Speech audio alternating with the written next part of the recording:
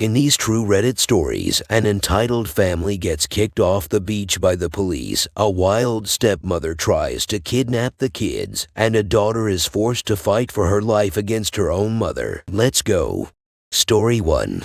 Entitled parents move my stuff at beach, got ticketed for theft. I am on vacation at a touristy beach spot. Went out mid-morning to the beach before the crowds and set up my towel, umbrella, chair, cooler, etc. Around 11 a.m. while laying on my towel tanning with headphones in, I get a tap on my shoulder. Open my eyes to a middle-aged woman standing over me and her family and young kids starting to set up multiple umbrellas, chairs, and toys about 10 feet behind me. When I took my headphones out, the woman proceeds to tell me that my bathing suit is inappropriate to be around her children, and so I will need to move. Note, bathing suit is a cheeky bikini bottom, but not a thong. I tell her I was there first. They can find somewhere else to set up if it offends her. She proceeds to say there is no other close spots to the water. I tell her I'm not moving and put headphones back in. About an hour later, I decide to hop in the water for a dip to cool off. While in the water, I look at the shoreline and the woman has packed up my stuff with her husband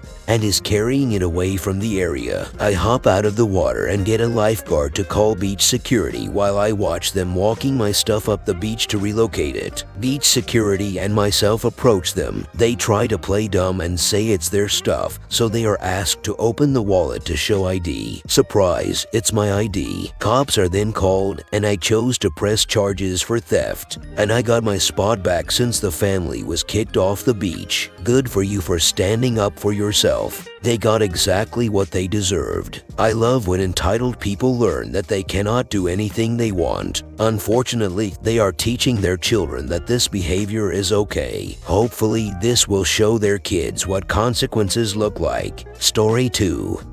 Step monster tried to kidnap me and my sister for Christmas. This happened in 2009 when I was 15 and my sister was 11. I honestly don't remember it well. I had to call my mother to fill me in on some details, and it helped a little. My parents got divorced when I was 10. My mother got primary custody, but we stayed with my father for about 3 days a week, sometimes more. They took turns celebrating the holidays with us. We'd spend them with one parent in 1 year and with the other one the next. In March 2009, my father and his then girlfriend Molly broke up after he confessed to cheating with the woman that eventually became my stepmom. Years later, I found out that affair had been going on for almost 2 years by the time he told Molly. He introduced SM to us in May on my birthday, and they almost immediately announced their engagement. From that moment, she started trying to force us all to be a happy blended family, which usually meant forcing us to do everything she, or sometimes my stepbrother, wanted and pretending my mom wasn't in the picture. SM and my dad started pushing her to leave us with them a lot more often than my parents had previously agreed, but she thankfully wouldn't budge. We started getting ready for the holidays in November, and SM started talking about a ski resort that she wanted to visit with us. It was a 3-hour car drive from where we lived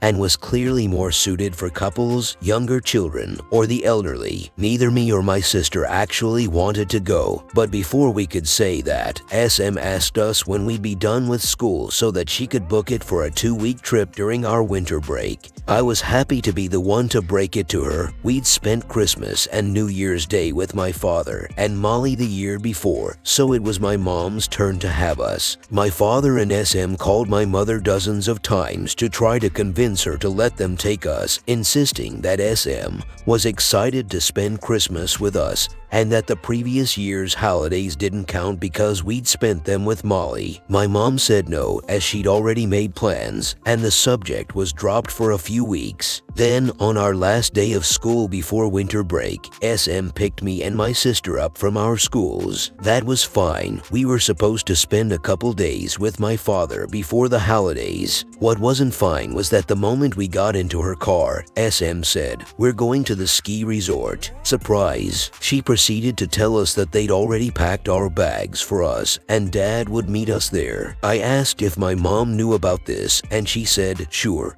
but I knew that was a lie. I also didn't believe her when she said we'd only be there for a couple of days and would be back before Christmas. I figured they'd book the 2-week stay they wanted and would probably guilt trip us both into staying once their couple of days were up. I was terrified. I didn't have a phone because my mom thought I was still too young to have one, didn't trust SM, and I could see my sister was even more scared. I told SM we didn't want to go. She said, "Fine, let's just pick your stepbrother up from school." We picked him up from school. SM said, "Okay, now let's go to the resort." I said again that we didn't want to go. She said, "Fine, let's just find a gas station and fill up." That pattern repeated itself about 6 times over the next hour. Every time I said we didn't want to go, SM would make up an excuse and pretend to forget my plea. As we were about to leave town, my dad called SM. I heard them fight for a few minutes about something,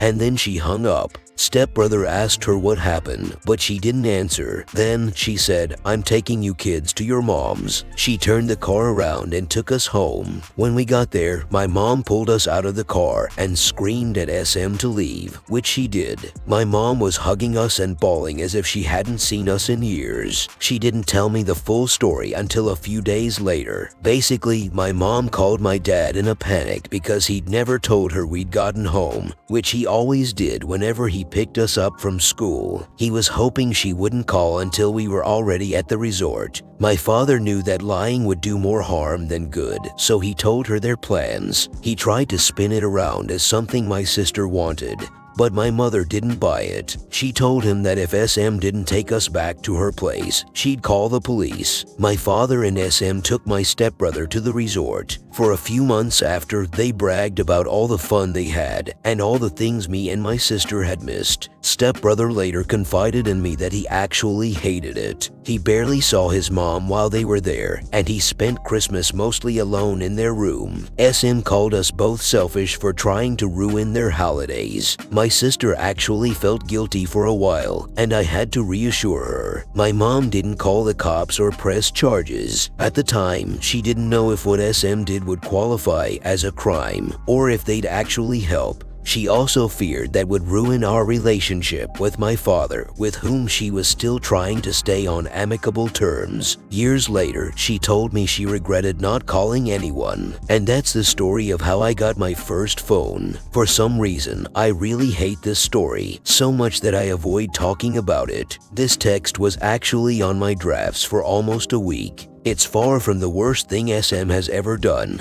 but it still pisses me off. I admit that writing it all down did help a little. That's awful. Your SM sounds like a narcissist who thinks that rules don't apply to her. I hope your mother told your school never to let your stepmother pick you up again. I also hope that a new custody arrangement was made after this. Story 3.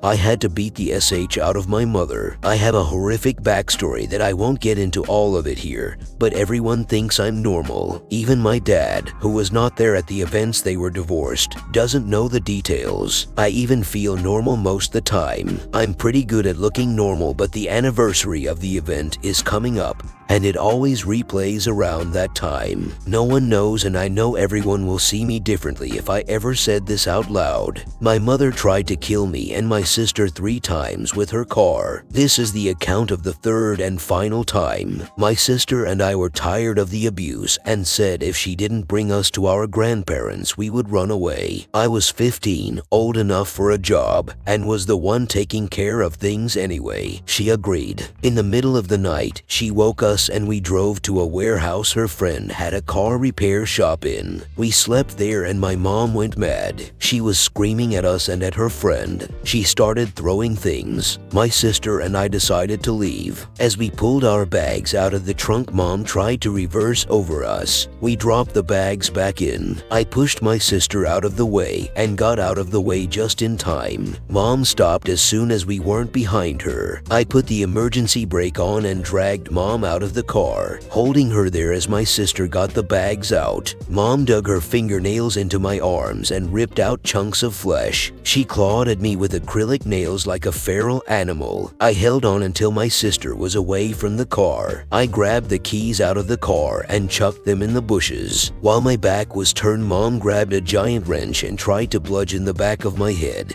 but her friend stopped her. She swiped the friend with it and he went down. She came after me. She forgot that she was 5 feet 6 and malnourished while I was 5 feet 10 and strong for a girl. I had to beat the wrench out of her hand. She still came after me, trying to beat me, pulling my hair, using her knees to kick the wind out of me. And I kept thinking if she's conscious, it won't be long until she finds those keys and comes after us again. So I bashed her head into the side of the car. She hopped back up. I smashed her again, got back up. Drugs are a crazy thing, y'all. The next time I smashed her, I also kicked her. I kicked her down to the ground and kept kicking and tossing her until she wasn't getting back up again. She still never lost consciousness somehow, but I was satisfied that it would take a while to recover. We grabbed our bags. I don't know why we were so obsessed. We should have left our stuff, and we ran half a mile through a junkyard in bare feet. Only place open was a Walmart. We walked in, blood still dripping from my arms, and asked them to call the police. I will always remember that Walmart lady's shocked face and how kind she was to us while we waited for the police. I felt ready to fight anyone that touched me or my sister, even though I knew they wouldn't hurt us. I just had to get this off my chest. To tell someone what a horrible thing for a mother to do to her children. You acted like a total warrior, protecting yourself and your sister. You should be proud of yourself for standing up to your mother and doing what you needed to do to defend yourself. I hope your mother got what she deserved and that you and your sister are doing better now. Listeners, what are your thoughts on these true Reddit stories? Leave your comments below.